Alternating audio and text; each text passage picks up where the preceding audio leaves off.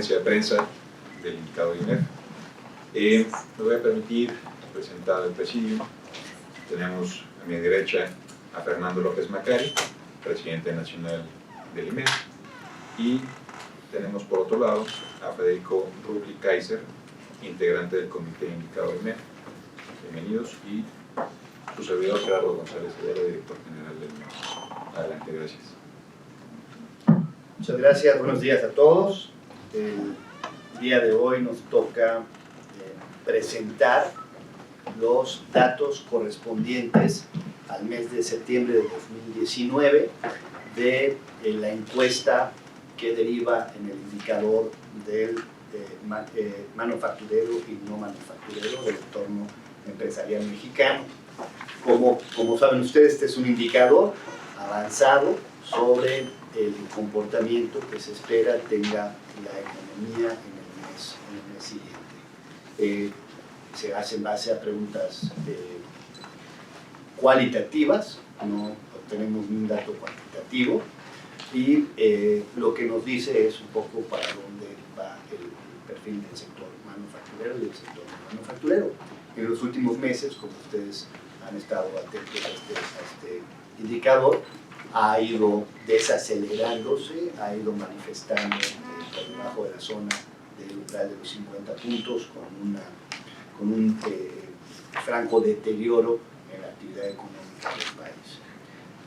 El día de hoy viene el licenciado Federico Rubli a explicarnos por parte como integrante del comité del indicador del INEF, a explicarnos un poco en qué basamos este análisis, en qué basamos los datos de este indicador y cuál es la coyuntura sobre la cual se desarrollan nuestras conclusiones. Claro que sí. Pues muchas gracias, bienvenidos a todos ustedes, y bueno, procederemos a presentar de manera resumida los principales resultados del indicador, ¿no? Bueno, para empezar, el título que le hemos puesto a lo que nos dice el indicador es señales de deterioro, y lo que voy a tratar de fundamentar ante ustedes es por qué pensamos que han continuado estos indicios, estas señales de que la actividad productiva en el país continúa deteriorándose. Ok, bueno, déjenme primeramente mostrarles la gráfica, ¿no?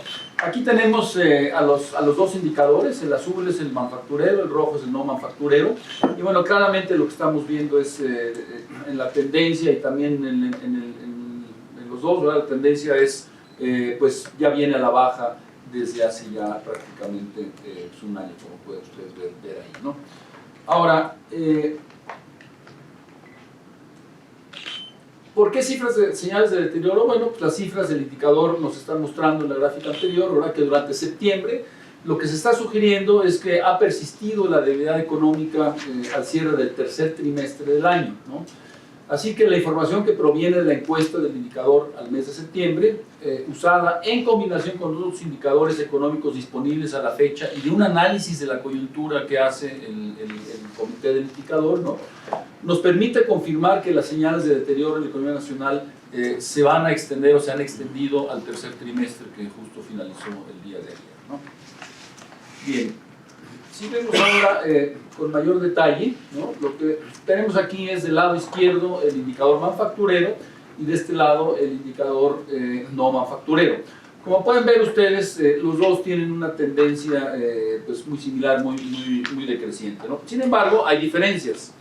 Como ustedes saben, lo crucial de este indicador es el umbral de 50 puntos. Cuando está por encima de 50 puntos es una señal de expansión, cuando está por debajo de los 50 puntos, pues es una señal de que viene a la baja, ¿no? Entonces, ¿qué es lo que ha pasado? Bueno, primero, si nos enfocamos al manufacturero, ¿no? Del lado izquierdo, lo que hemos visto es que en septiembre se registró un pequeño aumento de 0.8%, ¿sí? Sin embargo, como ustedes ven, pues permanece en 48.1 puntos, o sea, muy por debajo de los 50 puntos, del umbral de 50 puntos. Entonces ahí lo que estamos viendo es que son ya 5 meses consecutivos, ¿sí? En los que el indicador manufacturero viene a la baja, viene con tasas negativas, ¿no? si vemos hacia el interior del indicador, ¿no? Lo que nos damos cuenta ahí es lo siguiente. Vamos a verlo en la lámina, ¿no? Este es el manufacturero, ¿no? Si lo vemos hacia el interior, ya les dije que fue un pequeño aumento de 0.8 en el total. Ahora, vamos a ver los componentes. En los componentes lo que vemos es que, vean ustedes, hay 3 que son de tendencia positiva, ¿sí? La producción, el de empleo y la entrega de productos. Sin embargo, el único que está ligeramente por encima de 50 es el de la entrega de productos, 50.2. Los demás pues están, aunque tienen pequeños cambios positivos, pues está por debajo del 50, ¿no? Y en la parte negativa, los nuevos pedidos, menos 0.1%, lo que lo ubica en 45 puntos, y el ajustado por tamaño de empresa, menos 0.7, lo que lo ubica en 48, ¿no? Y bueno, eso es lo que nos indica el manufacturero. Si nos vamos al no manufacturero, ¿no? Aquí lo que nos indica es que en el mes el cambio fue 0, o sea, se mantuvo estacionado en 48.1 puntos, ¿no? Si lo vemos por los componentes internos, aquí también hablamos de 3 que fueron negativos, ¿no? Nuevos pedidos, menos 0.9, producción, menos 0.8, empleo, menos 0.3, todos por debajo del umbral de 50, y el que es ajustado por tamaño de empresa, un cambio positivo de 0.2, lo que lo ubica de manera muy ligera sobre los 50 puntos, ¿no? 51.2. Y en la entrega de productos, pues ahí se quedó también estancado en 49.9, o sea, casi cerca del 50, pero bueno, sin cambio, ¿no? Quedó perfectamente en 0, ¿no? Así que nos volvemos a ver aquí los dos, ¿no? O sea, para verlos con mayor precisión, sobre todo porque aquí también la línea roja nos está presentando la tendencia del ciclo, ¿sí? O sea, la negra es lo que acabamos de ver, que son los números del cuadro, pero se calcula la tendencia del ciclo, y bueno, lo rojo claramente vean la tendencia del ciclo, tanto el manufacturero como no manufacturero, pues vienen a la baja, ¿no? Bien. Ahora, ¿qué es lo que nos indica la coyuntura, ¿no? Como ustedes saben, el análisis de la coyuntura lo hacemos con base en indicadores externos, o sea, que es lo que está pasando en la economía, sobre todo Estados Unidos, que nos va afectando, y las variables internas, ¿no? Y pues este análisis de juicio que efectuamos en el comité, aunado a lo que nos arrojó la encuesta que acabo de presentarles, pues es la que nos permite calcular que realmente está persistiendo las señales de deterioro. Ahora, en la parte externa podemos destacar varios indicadores de Estados Unidos, pero yo diría que uno de los más importantes que vemos y que pues, es el que tiene mayor influencia sobre la evolución de la economía mexicana, pues es obviamente cómo va la actividad económica global, representada en este caso por el ISM manufacturero, o sea que es más o menos el hermano gemelo de nuestro indicador, ¿no? Entonces, en el ISM manufacturero se ha presentado una caída persistente y pronunciada ya por varios meses, ¿no? Y esto lo que ha conducido es que ha dejado el umbral, ha abandonado el umbral de los 50 puntos, o sea, ya está ligeramente por debajo, ¿no? Entonces, lo que esto nos está apuntando es que, pues claramente en la economía de Estados Unidos viene una desaceleración, de ninguna manera es una recesión, o sea, no podemos anticipar una recesión para el caso de Estados Unidos, si acaso eso podrá hablarse hacia fines del 2020, pero sí viene una desaceleración que desde hace ya algunos meses se ha estado observando y se ha estado hablando, y pues estas cifras del sector del ISM manufacturero nos lo está confirmando, ¿no? O sea, sí hay una desaceleración en los Estados Unidos y obviamente vía el comercio, pues esto nos va a afectar hacia adelante, ¿no? Para el caso de México vamos a destacar pues las principales variables, muchas de ellas recientes, que pues tomamos en cuenta para este diagnóstico, y la verdad es que la mayoría de ellas son prácticamente, yo diría la mayoría, son cifras pues nada alentadoras, son negativas, ¿no? Empezamos primero por el IGAE. El IGAE, el último dato de julio, es una contracción de menos 0.1%, ¿no? Entonces el IGAE lo que hace es que nos presagia hacia adelante, hacia dónde va la actividad económica, y bueno, pues es un menos 0.1%, ¿no? Luego, en la parte de inversión fija bruta, ustedes saben que este ha sido un problema permanente de prácticamente ya el año pasado, ¿no? Esta consistente caída de la inversión fija bruta, y sí son caídas significativas, ha seguido con esta tendencia significativa. Como ustedes saben, esas cifras se dan a conocer con un rezago, son cifras a junio.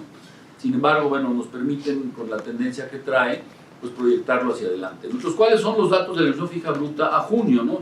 Nada más el mes de junio fue una contracción de 0.8%, ¿sí? Eso es con ajuste estacional. Ahora, si lo vemos en la cifra original anual, que es lo que nos gusta ver, o sea, nos gusta el ajuste estacional de mes a mes, pero si analizamos el año completo, o sea, en este caso junio-julio, pues lo vemos con lo que se llaman las cifras originales. Y ahí estamos viendo una caída de la inversión del 8.8%, ¿sí? Y digo, no traigo aquí la gráfica, pero ustedes ven la gráfica, pues claramente es un clavado hacia abajo desde ya hace varios meses, ¿no? Prácticamente un año de la inversión. Entonces, bueno, la inversión pues está realmente deteriorándose cada día, ¿no? Luego revisamos el indicador de la producción industrial. La producción industrial, el último dato es al mes de julio, y ahí lo que nos está indicando es el cambio mensual de julio fue una caída de menos 0.4, ¿sí? Y otra vez, si lo vemos ajustado estacionalmente ese, ¿no? Pero si lo vemos otra vez en la cifra anual, que son cifras originales, estamos viendo una caída de la producción industrial de 1.7, o sea, menos 1.7, ¿correcto?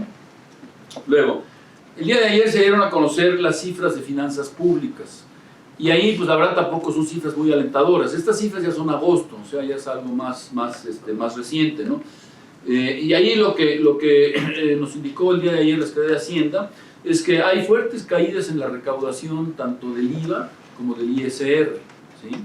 Son caídas muy fuertes, ¿no? Y sobre todo la otra parte que tampoco ha contribuido a que pudiera haber una reactivación de la economía. Obviamente estas caídas del ISR y del IVA pues son claramente un reflejo de que el consumo y la inversión están cayendo, ¿sí? O sea, obviamente si el PIB está contrayéndose por el gasto, pues claramente tanto el IVA como el ISR pues van a la baja. Entonces ahí nos está perfectamente bien compatibilizando la historia de que la economía viene en un franco deterioro, ¿no? Y por el otro lado también contribuye la otra cifra de las finanzas públicas, que es el subejercicio del gasto, ¿sí? Se dio ayer a conocer una cifra de 232,000 millones de pesos de subejercicio. Y bueno, sí nos preocupa porque hace un par de meses el secretario Herrera anunció un programa público de reactivación, si ustedes, de reactivación del gasto. Si ustedes recuerdan, algunos de los elementos era adelantar una serie de gastos que tenían programados para el resto del año, pues adelantarlos a este tercer trimestre que finalizó. Pero bueno, no hemos visto eso, porque claramente hay un subejercicio que es pues de una cantidad bastante significativa, ¿no? Luego, otro indicador que revisamos es en la parte externa. Pues se observó, y esto es bien importante porque se han hecho muchos comentarios, algunos creen que es una buena noticia, pero en el fondo es una mala noticia, y me refiero a que la cuenta corriente de la balanza de pagos registró un superávit, ¿sí? en el segundo trimestre. Entonces mucha gente se precipitó a decir, bueno, pues esto es una muy buena noticia, porque de déficit de la cuenta corriente que veníamos registrando persistentemente, pues ahora tenemos un superávit, ¿sí? Pues los superávits son realmente nocivos, porque un déficit lo que está reflejando es que la inversión es mayor que el ahorro. O sea, hay más oportunidades de inversión. Si la inversión crece mucho, lo lógico es que tengamos, por construcción de las cuentas nacionales, que tengamos un déficit en la cuenta corriente. Entonces, por contra, si tenemos un superávit en la cuenta corriente, lo que esto quiere decir es que la inversión está muy por debajo del ahorro, ¿sí? Y otra vez, esto casa con la cifra de la inversión. Si revisamos la inversión que ya se las comenté, pues claramente lo está casando, ¿no? Entonces, pues esto del superávit de la cuenta corriente no hay que festejarlo, ¿no? Sino que más bien hay que estar preocupados porque nos está reflejando esa debilidad que tiene la economía mexicana para el crecimiento. Y más aún, si otra variable dentro de la cuenta corriente que nos casa con esta historia son las importaciones de los bienes de capital.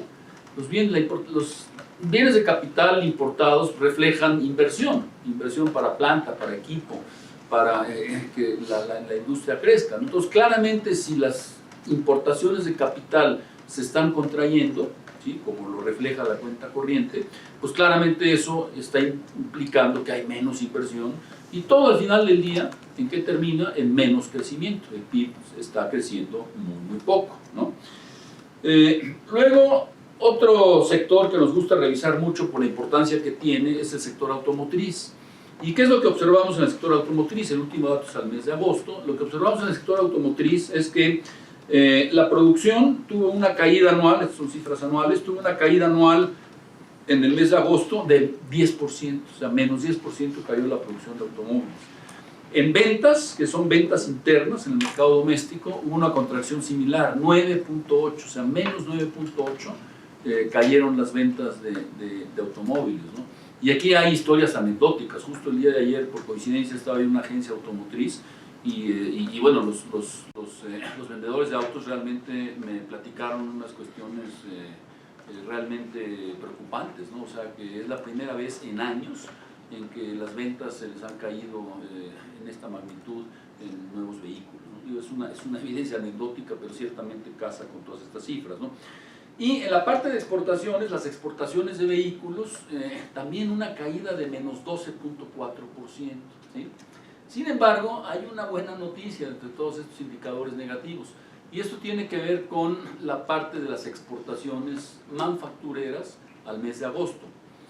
Y fíjense bien que por la magnitud de las cifras, quiere decir que en agosto hubo muy buenas exportaciones de manufactura, sobre todo al mercado norteamericano. ¿Por qué? Porque la cifra total de exportación de manufacturas creció 5.1%, o sea, positivo. Ese es un buen crecimiento. Pero es más significativo por lo que les acabo de decir de la contracción de exportaciones de automóviles. O sea, ahí en esa cifra, el 5.1, están metidas la caída de menos 12% de las ventas de automóviles en el exterior. Entonces, a pesar de que caen tanto las exportaciones de automóviles, otros elementos de las manufacturas fueron capaces de más que compensar eso, y bueno, se registró unas exportaciones del 5.1% en la parte manufacturera, ¿no? Para unas exportaciones totales de la balanza comercial al mes de agosto más o menos de 2% positivo, ¿no? Pero bueno, dicho esto, pues con toda esta evidencia, que repito, la revisamos y la complementamos con lo que nos dice el indicador, ¿no? Pues esto nos lleva, una vez más les quiero reiterar la conclusión, ¿no? Que esto nos lleva pues a decir que la actividad productiva ahora ya hacia el último trimestre del año que iniciamos hoy está apuntando a que el deterioro va a seguir. ¿Y esto cómo se traduce en las expectativas, ¿no? O sea, aquí lo que tenemos, este es el marco macroeconómico que hace el otro comité del IMEF que analiza estas cosas, que es el Comité de Estudios Económicos. Sin embargo, esto también es producto de una encuesta que se hace entre los miembros del comité. Sin embargo, esto está reflejando la encuesta que se levantó hace más o menos 2 semanas, o sea, todavía no incorpora esta información más reciente, mucho de lo que les he platicado como parte de la revisión de la coyuntura, y desde luego la información del indicador. Entonces, nosotros en el Comité de Estudios Económicos vamos a revisar este marco macroeconómico precisamente la siguiente semana, o sea, la siguiente semana ya conocerán ustedes los resultados, pero si somos congruentes con las encuestas de, por ejemplo, Banamex, que ustedes conocen muy bien, que quincenalmente saca la encuesta del PIB y de inflación de otros indicadores, la de los especialistas del Banco de México, que yo creo que salió ya el día de hoy, ¿no? Hoy es día 1 de octubre, ¿cuánto salió? ¿Salió? Sí, no, okay. Bueno, ustedes deben saber mejor que nosotros, yo no tuve tiempo de revisarlo, pero bueno, claramente debe de venir a la baja. Entonces, con eso yo creo que lo que nos está indicando las estimaciones de crecimiento del PIB de estas principales encuestas, ¿no? Yo creo que va a estar o debe estar ya entre 0.2 a 0.4%. Ya el 0.4 se ve optimista, la verdad, con todas las historias que les acabo de platicar. Entonces, más bien, hacia donde está apuntando en este momento el crecimiento pues es a un 0.2%. Como ustedes saben, criterios económicos de Hacienda trae un punto medio de 0.9%. claramente es inalcanzable ya a estas alturas, ¿no?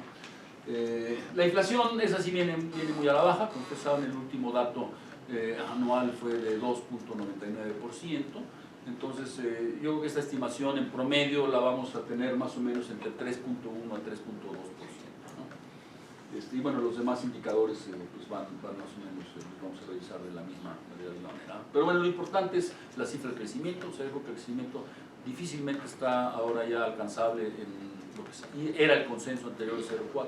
Ya las tres principales encuestas, o sea, Banamex, la del Banco de México y la del IMED, que la conoceremos el siguiente jueves, claramente deberán de apuntar más o menos ese rango de 0.2, yo dije 0.4, pero reduzcan los 0.2, 0.3%. Bien, pues eso sería todo. Estamos aquí a su disposición para sus preguntas, ¿no? Con mucho gusto. Muy bien, tenemos la primera pregunta de Fernando Moctezuma, de CCO. Buenos días. Tardes. La primera, bueno, son dos en una. Primero, si en términos coloquiales, lo más aterrizado posible, ¿a qué se debe esta tendencia tan negativa? Ajá. Y la segunda es si se vislumbra en algún mediano o largo plazo pues, alguna mejora, una luz al final del túnel. Claro.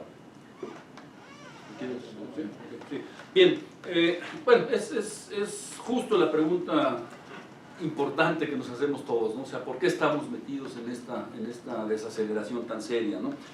Yo creo que, y aquí la evidencia es muy clara, ¿no? Nos tenemos que remontar a toda una serie de decisiones pues mal llevadas por el actual gobierno desde un inicio, que lo que han hecho es precisamente deteriorar la confianza para las inversiones. Y bueno, nosotros sabemos, todo empezó con la cancelación del aeropuerto de Texcoco, ¿no? O sea, si ustedes ven, hay varias gráficas que lo ilustran de una manera muy ejemplar, ¿no?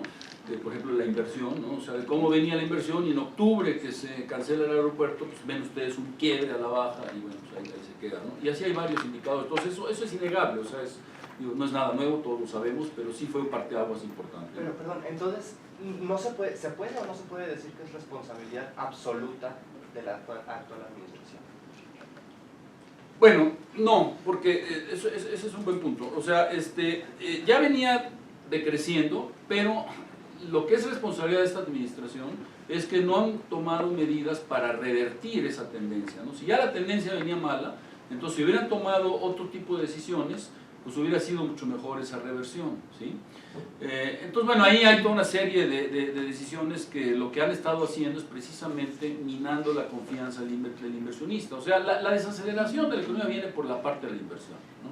O sea, esa es la fuente principal. Digo, hay otras, pero de ahí ya se deriva pues, el menor consumo y todas las demás variables, ¿no? Entonces, si se hubieran tomado otro tipo de medidas, esto se hubiera podido haber atenuado desde hace ya algún tiempo, ¿no? Si se puede hacer algo para revertir esto, ¿no? A la pregunta que hacías, desde luego que se puede hacer algo, ¿no? Y de hecho yo creo que hace un par de meses cuando el secretario de Hacienda Herrera tomó posesión, pues dio indicios de que pues por ahí pudieran ir algunas medidas precisamente para hacer frente a esta desaceleración, ¿no? Sin embargo, lo que hemos visto es que no se han materializado, justo con lo que les acabo de mencionar de las cifras del subejercicio que sigue, etcétera, ¿no?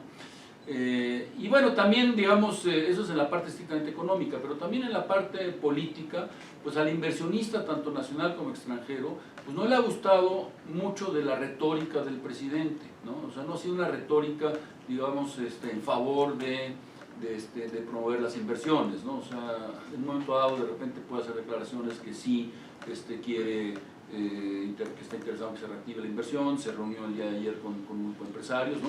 Pero luego si por el otro hace declaraciones que claramente mandan señales equivocadas sobre la confianza, ¿no? Y hablo desde el punto de vista político, pues claramente eso es lo que lo va deteriorando, ¿no?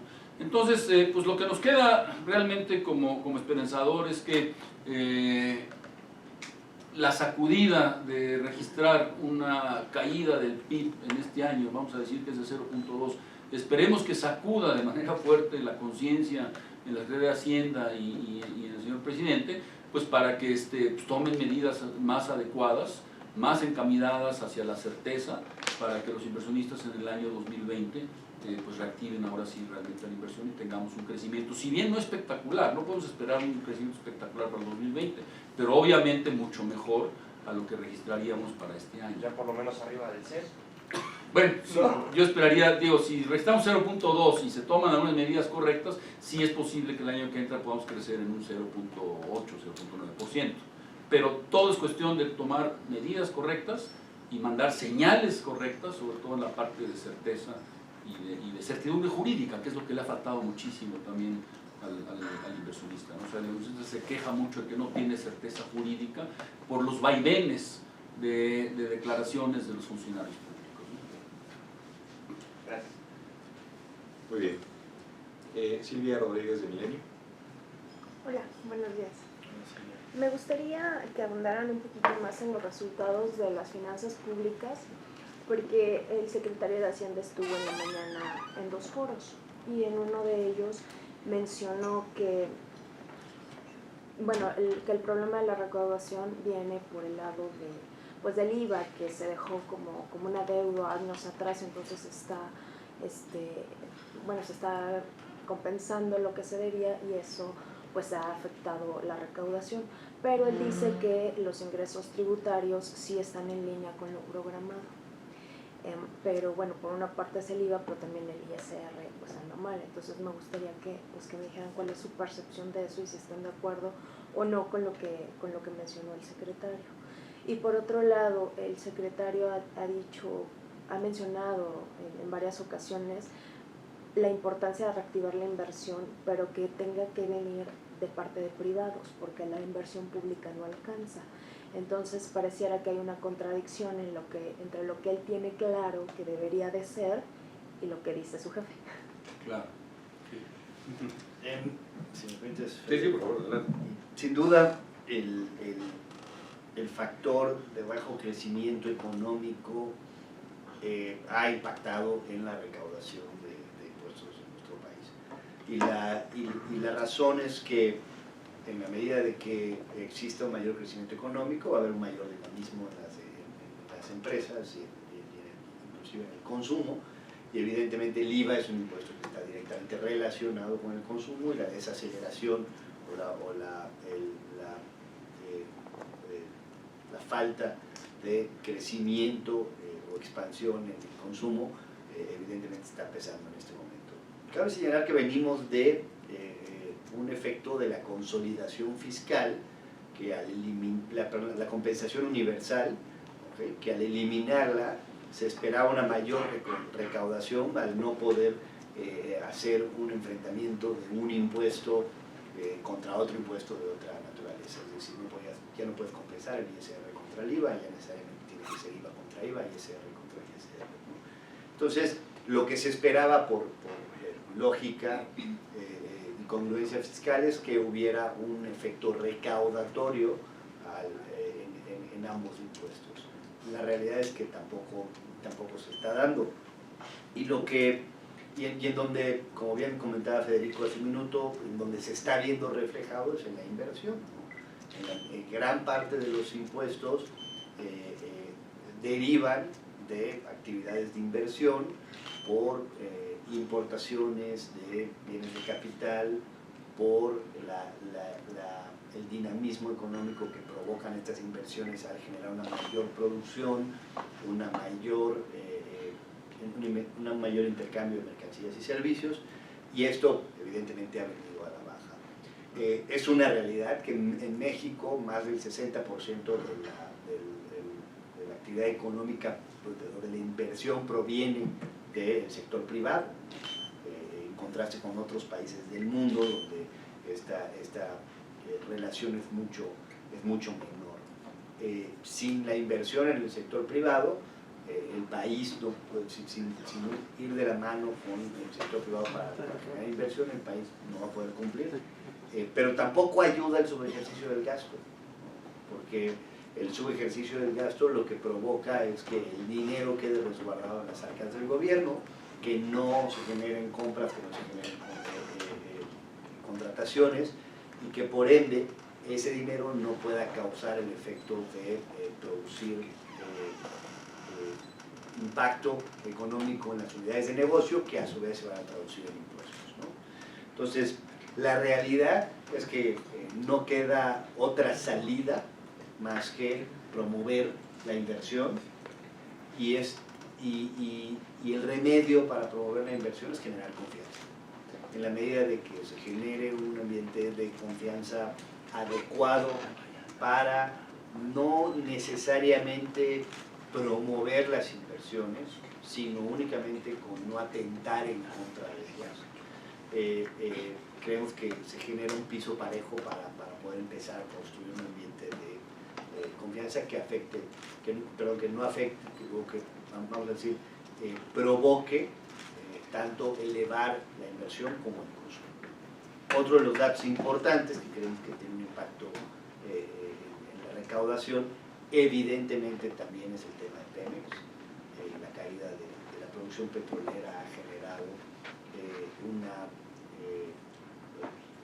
y hay, como ustedes saben, hay una clara identificación de los ingresos petroleros con la recaudación y evidentemente en la medida de que no se logre elevar a los índices que traíamos en años pasados, probablemente 2 o 3 años para atrás, la producción petrolera, pues evidentemente no va a haber una posibilidad de generar un impacto recaudatorio en ese sentido. Sí, digo, no oí lo que dijo el secretario, pero si se refería él a que ha habido devoluciones del IVA y que eso es lo que contrajo la recaudación en agosto, pues digo, la verdad es que entonces quiere decir que hubo una sobreestimación en la recaudación del IVA en los meses anteriores, porque debe de haber hecho esas devoluciones, se pospuso y ahora que las está devolviendo, pues cae la recaudación. Entonces, digamos, en el neto anual, pues digo, lo que estamos viendo es obviamente hay una caída en la recaudación, ¿no? O sea, él a lo mejor estaba refiriendo a esto nada más para indicar en el mes de agosto qué fue lo que pasó. Pero si pasó eso en el mes de agosto y lo explica en el mes de agosto, pues quiere decir que hubo una sobreestimación antes y bueno, ahora hay una subestimación de los ingresos, ¿no? El hecho es que la variable que realmente determina la recaudación del IVA pues es el consumo, ¿no? Y el consumo, sí hemos visto en los últimos meses de información disponible que ha habido una pequeña mejora, pero cuando hablamos de mejora estamos hablando que de un menos 0.3% anual ahora está en 0.5, 0.7%, o sea, positivo. Entonces, claro, son crecimientos muy pequeños. Entonces, obviamente, si el consumo se está deteriorando, y mucha gente, esto lo vemos en otro tipo de encuestas, ¿no? La misma encuesta del Banco de México y en otras encuestas que se hacen, las personas sí están posponiendo decisiones de consumo, ¿sí? O sea, porque pues hay una precariedad de los ingresos, hay incertidumbre si realmente se va a poder mantener el empleo o no en los siguientes meses en el futuro, ¿no? Entonces todo esto hace que las personas estén posponiendo una serie de gastos de consumo, ¿no? Que van desde pues bienes muebles que necesitan, ¿no? O sea, en vez de renovar en este momento la lavadora, pues a lo mejor me aguanto y espero un poco más, lo mismo con el automóvil, con otra serie de cosas, ¿no? En el gasto, digamos, corriente del hogar, muchas familias lo que hacen es que pues empiezan ya, estamos viendo esto, están haciendo sustituciones en bienes de consumo cotidiano, ¿no? O sea, en vez de comprar, digamos, digo, suena muy feo, pero en vez de comprar 3 veces a la semana carne, pues ahora ya nada más la compran 2 veces, o sea, este tipo de cosas, ¿no? Cifras de la TAD nos están indicando que hay mucho de eso, ¿no? Entonces, bueno, pues claramente si las ventas, el consumo está bajando, pues el IVA tiene que bajar. Marta Carvajal de Automotives México. Buenas tardes. Quisiera saber qué factores están afectando a la industria automotriz, teniendo en cuenta que nos dijiste que la producción ha caído anualmente 10% y también las exportaciones en 12%. Sí, gracias. Bueno, la parte de la producción, yo creo que tiene otra vez mucho que ver con, digamos, la falta de plena certeza para las inversiones. O sea, muchas plantas automotrices lo que han hecho es que han pospuesto planes de inversión, planes de expansión, ¿no? Y bueno, también, digamos, fue muy desafortunada la noticia que leímos hace unos cuantos días de la planta en Celaya, de una importante automotriz, ¿no? De que por cuestiones de amenazas del crimen tuvieron que cerrar la planta. Y ahí mismo la planta de Hyundai está pues, también en riesgo, ¿no? Entonces, digo, todo eso pues, contribuye a que la producción haya bajado, ¿no? En la parte de las exportaciones, pues tiene mucho que ver precisamente con el mercado norteamericano, con Estados Unidos en concreto, ¿no? Como vimos, en Estados Unidos también está desacelerándose, o sea, no la tasa tan fuerte como la de México, pero pues lo mismo, ¿no? O sea, una serie de decisiones de adquisición de automóviles, sobre todo porque México exporta a Estados Unidos una línea de automóviles de lujo.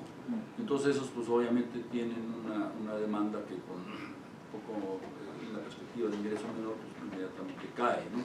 Entonces yo creo que hemos visto mucho de eso, ¿no? Y eso también, digamos, una manera de darle la vuelta a esto sería que aumentaran las exportaciones de vehículos a otros mercados, como por ejemplo el asiático, el europeo, ¿no? Sin embargo, para eso también se requiere pues, una serie de decisiones de inversión en la planta productiva, ¿no? Para abrir paso a esos mercados. Y la verdad es que también las plantas automotrices tampoco lo han estado buscando, ¿no? Precisamente por esta situación en que están en una actitud un poco pues me espero a ver cómo evoluciona esto para el año que entra, ¿no? ¿El TEMEC?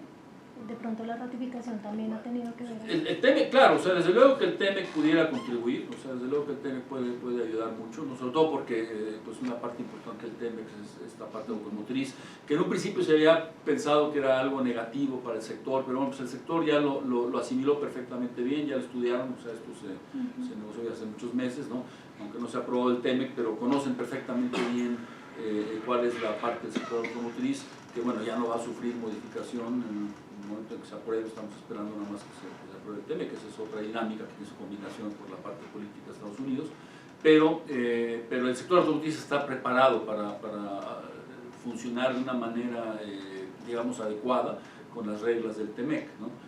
Lo que quieren es certeza, volvemos nosotros a lo mismo, quieren certeza del marco jurídico para poder producir y por ende exportar, ¿no? Gracias. Gracias, Federico. Héctor Usla, del Financiero. Gracias. Bueno, con base en los resultados que nos han estado dando y con lo que vimos en el paquete económico propuesto por Hacienda, ellos estiman que para el próximo año vamos a crecer a un 2%. ¿Cómo se podría llegar a esta cifra si el gobierno ha privilegiado el consumo privado y a través de los programas sociales y ha descuidado a la inversión y el gasto gubernamental? ¿Cuántos trimestres más o meses se podrá prolongar este deterioro económico y que se comience a deslumbrar un repunte? Lo que nosotros hemos observado en cuanto al paquete económico es que estamos de acuerdo con algunas de las premisas utilizadas en los criterios, como son tipo de cambio, tasa de interés, inflación. No obstante, nos parece que están sobreestimados tanto la producción petrolera como el crecimiento económico, ¿no? Lo observamos desde que salió publicado el paquete económico en nuestra rueda de prensa inmediata siguiente. Sentimos que son dos de los indicadores, dos de las variables que es muy difícil que se logren debido a la situación económica del país. No creemos que vaya a lograrse ese 2% de crecimiento y creemos que esto de no lograrse va a ejercer presiones importantes en el presupuesto, ¿no? En la medida en la que no logremos alcanzar el crecimiento económico, pues evidentemente vamos a tener menores índices de recaudación fiscal, como lo estamos viendo en este año, y esto va a repercutir en menor disponibilidad de recursos para el presupuesto. ¿Qué se ve hacia adelante? Se ve un alto riesgo de que en el camino tengan que ajustarse que tengan que hacerse ajustes importantes al presupuesto para poder cumplir con el compromiso de superávit primario. Se ve también que en la medida de que la desaceleración económica no solamente sea en México, sino también sea en el mundo, como estamos viendo hoy en Alemania, lo estamos viendo, pero en general en la Unión Europea por la salida desordenada de Gran Bretaña de la Unión Europea, como estamos viendo en Estados Unidos, donde también está habiendo una importante desaceleración que probablemente llegará a términos de recesión en finales del segundo semestre del 2020, finales del 2020, después de las elecciones. Estamos viendo que el panorama para el año siguiente pues puede no solamente ser un tema doméstico, sino también conjugarse con un tema global, en donde la incertidumbre y el bajo crecimiento económico sean la constante. Y entonces necesariamente estaríamos viendo ajustes al presupuesto para el 2020. Sí, también nada más para ampliar, es muy difícil hacer pronóstico de cuántos meses pensaríamos que esto pudiera seguir hacia adelante, ¿no? Lo que habría que esperar, y esto ya otra pregunta que hay mucho por ahí, pero que no respondimos, también relacionado con algo que se había comentado por ahí, es que es el complemento entre la inversión pública con la inversión privada. O sea, obviamente el gobierno correctamente ha reconocido en últimas fechas que las grandes obras de infraestructura que piensa hacer, pues no las puede ejecutar de manera individual nada más con dinero público, que necesita de esta asociación con el sector privado para poder llevarlas a cabo, ¿no? Y yo creo que gran parte de estas reuniones que está teniendo el presidente con el sector empresarial pues van encaminadas a eso, o sea, a encontrar una manera de poder hacer que el sector privado pueda subirse al barco de estos grandes proyectos, ¿no? Para ello, por ejemplo, es indispensable que en la parte del sector petrolero, pues que se retomen los farm-outs, ¿no? Hay algo en criterios de política económica que los menciona, pero no se ha hecho más declaración a esto, ¿no? Entonces yo creo que esa sería una parte importante en donde pues, puede contribuir la inversión privada al desarrollo de la parte petrolera, aunque no nos parezca la parte ideológica de desarrollar el sector petrolero, pero esa es otra cosa, ¿no? O sea, el proyecto ahí está y bueno, es algo en donde se puede contribuir, ¿no? De igual manera, independientemente de si estamos o no estamos de acuerdo con el aeropuerto de Santa Lucía, vamos a suponer que se hace el aeropuerto de Santa Lucía. Bueno, lo que el presupuesto de este año de gasto público tiene asignado para el proyecto de Santa Lucía es muy poco, ¿no?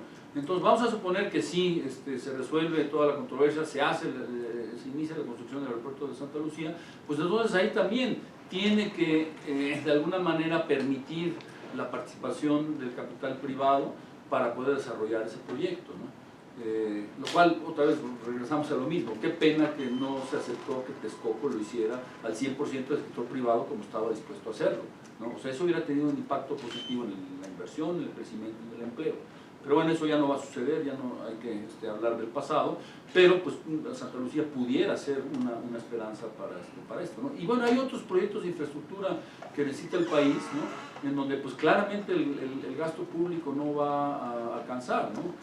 Y está bien, porque pues hay que cuidar obviamente la parte de la disciplina fiscal, pero entonces lo que ha faltado es realmente y de manera decisiva dar esta certeza de que se pueden tener estas asociaciones de inversión público-privada para desarrollar estos proyectos.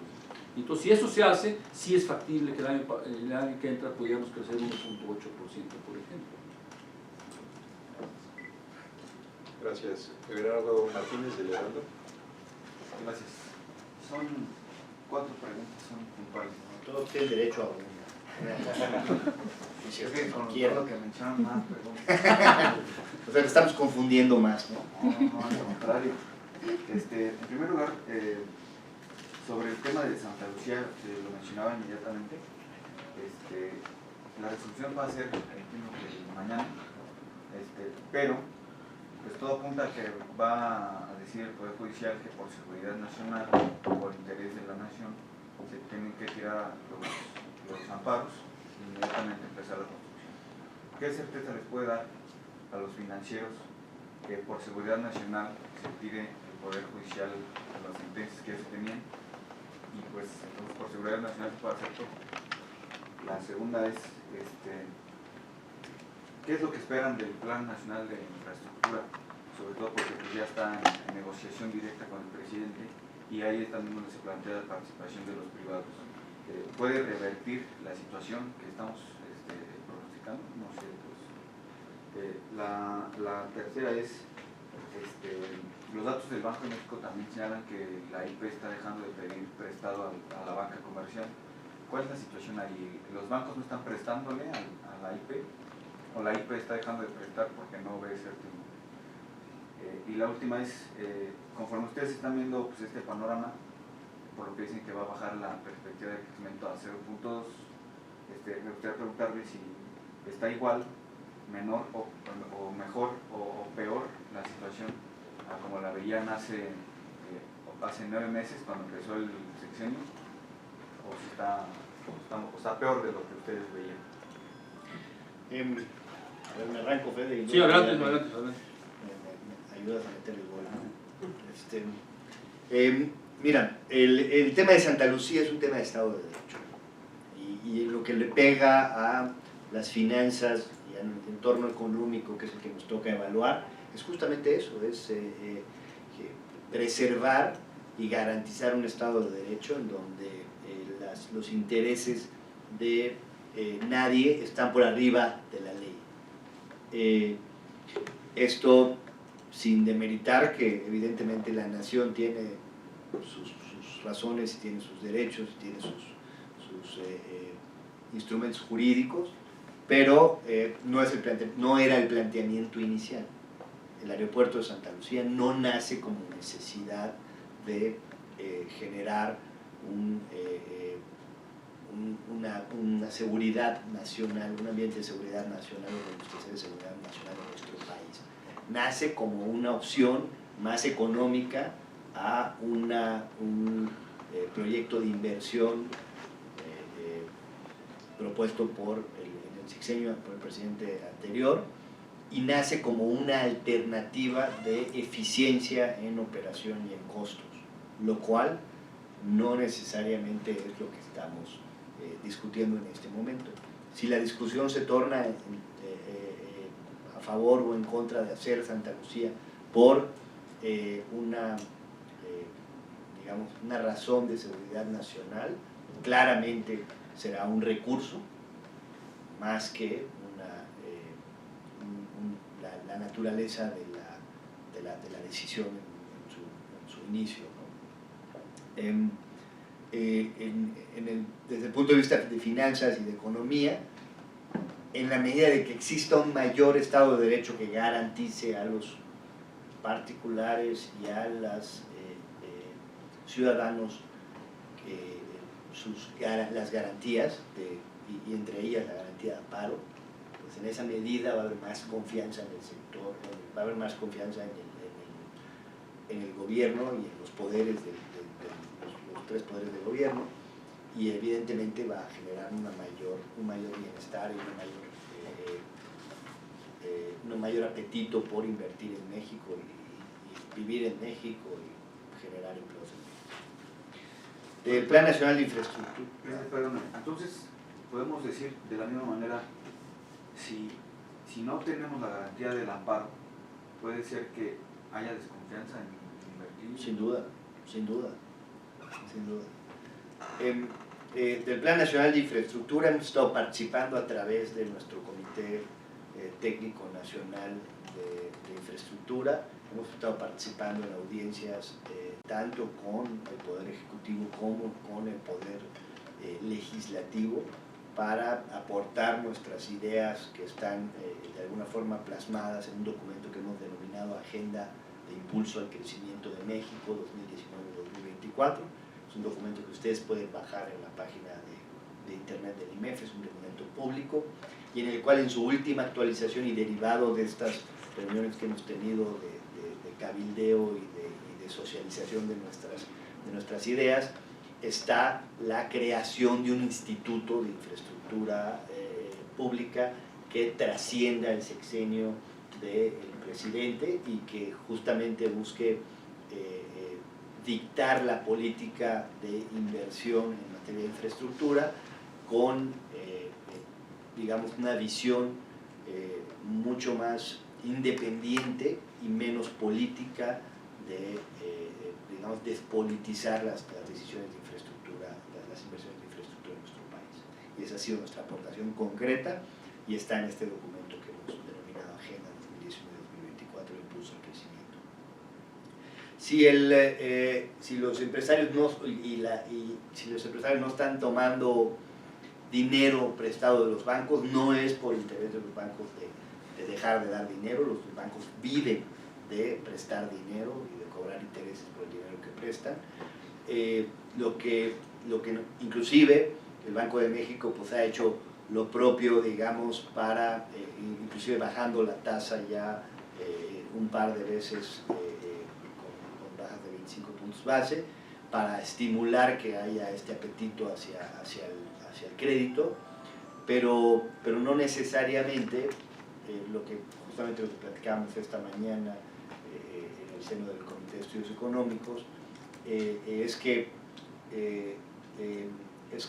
la realidad es que hay muy poca sensibilidad de la disminución de la tasa en cuanto al apetito, ¿no? Lo que realmente está afectando en la baja toma de créditos es la incertidumbre que hay sobre el país y necesariamente se necesita tener certidumbre para tomar pasivos de largo plazo, necesita tener confianza en el entorno para poder tomar pasivos de largo plazo y emitir compromisos de esta naturaleza, ¿no? Es muy poco el impacto que se pueda tener bajando la tasa de interés.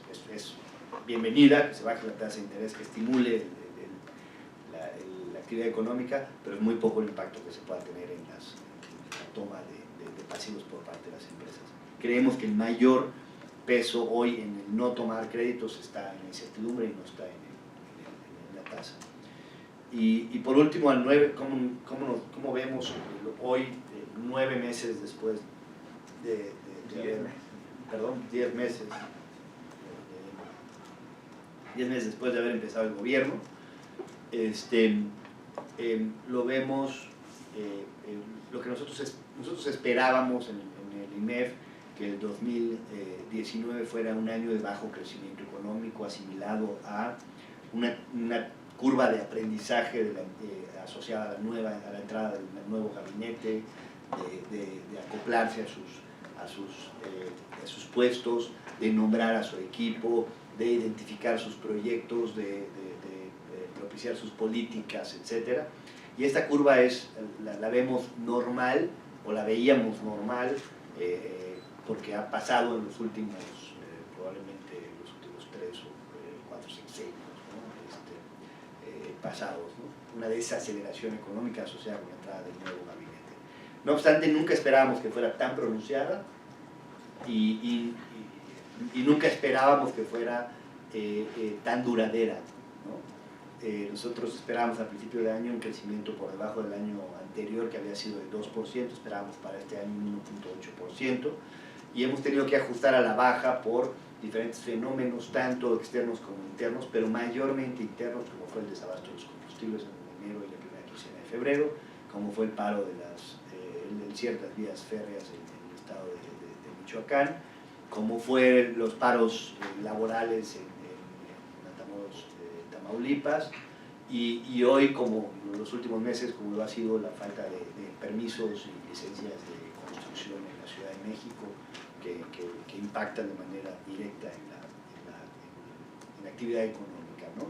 Entonces, si lo podemos ver como mejor o peor, nosotros esperábamos que fuera mejor, los resultados son peores de lo que nos imaginábamos, y lo que esperamos, como bien decía Federico hace unos minutos, es que estos resultados sirvan para crear conciencia de las acciones urgentes que hay que impulsar para restablecer la confianza, para restablecer la inversión y para seguir incentivando el consumo en nuestro país. Sí, nada más agregaría 2 cositas muy puntuales. Bueno, reiterar, obviamente, sin plena garantía de que hay vigencia del Estado de Derecho, ningún plan de infraestructura va a funcionar. Entonces, por ahí hay que empezar, ¿no? Por garantizar realmente el Estado de Derecho, ¿no? Y nada más sobre Santa Lucía, sea cual sea el resultado, no hay que olvidar que está la instancia internacional, ¿sí? Y conocemos muy poco el proyecto Santa Lucía, pero aparentemente lo que quieren es dejar una pista simultáneamente militar con civil, y eso en ninguna parte del mundo que yo sepa, se tiene. Y es más, las instancias internacionales que regulan la aeronáutica, pues claramente prohíben eso, ¿no? Y precisamente por razones de seguridad nacional no van a permitir que se opere, inclusive no simultáneamente en ese lugar, sino hay una regla de qué tantos kilómetros debe de estar una base militar de un aeropuerto civil, ¿no? Entonces, está esa instancia, o sea, se puede recurrir todavía, después de que se decrete la invalidación de los amparos, se puede proceder todavía a las instancias internacionales para pues, amparar o demandar ahí en esas instancias, ¿no? Entonces, no es lo óptimo, o sea, que estemos viviendo en esta incertidumbre y entre amparos y demandas y contrademandas, pero pues también obedece exactamente a lo que se señalaba, ¿no? O sea, usar vamos a llamarla inclusive artimaña, de decir que por seguridad nacional tiene que hacerse el aeropuerto, ¿no? Pero claramente eso no es cierto, o sea, no es una cuestión de seguridad nacional, ¿no? Estoy totalmente de acuerdo con lo que expresó el presidente. Muy bien, pues si no hay más preguntas, debemos por terminar esta sesión. Muy bien. Muchas gracias. Gracias. Muchas gracias por su presencia. Gracias.